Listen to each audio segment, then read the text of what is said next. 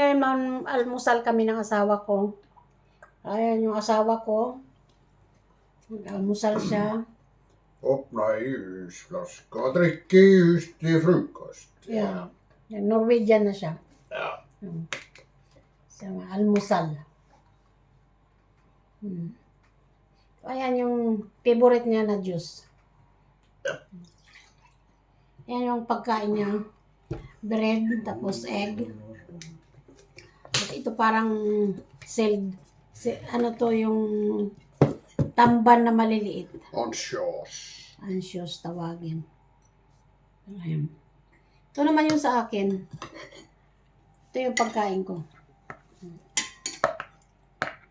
Ayan, yung pagkain ko. At araw-araw ko ito kinakain pag wala akong trabaho. Labas. Ayan. Ang ganda ng panahon pero malamig na yung araw. Sa labas namin. May bulaklak pa daw. Ayan. Mahangin, medyo mahangin ngayong araw. Ang lakas ng hangin. So yan mga kaibigan, share lang namin.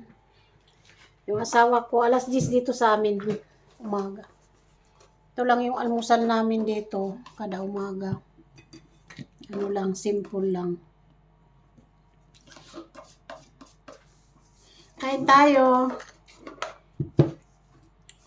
Kain po tayo mga kaibigan.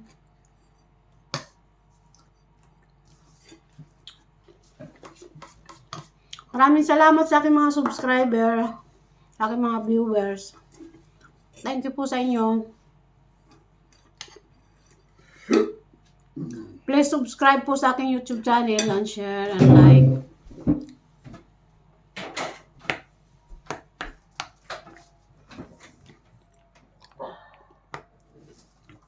Pagkain ko ano to? Mani at saka ano? Saka Quaker oats. Kaya yung green parang ano to, hindi ko alam to sa atin. Pangalo nila sa tinapay.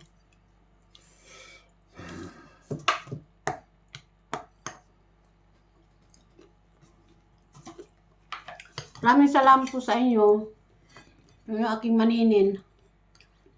Sa Hilab. Hej, nu ska jag äta leverpastej.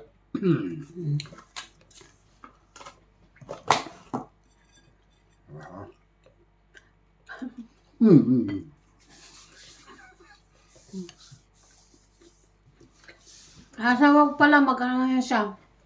69 sa June. Gammal man. June 13.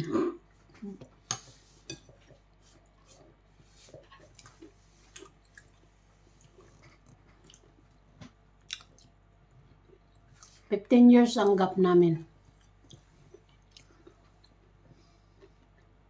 Ako, ano na ako. 53 na ako.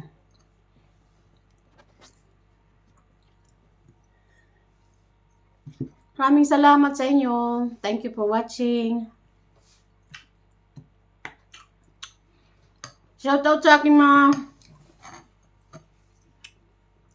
pamilya sa Pinas.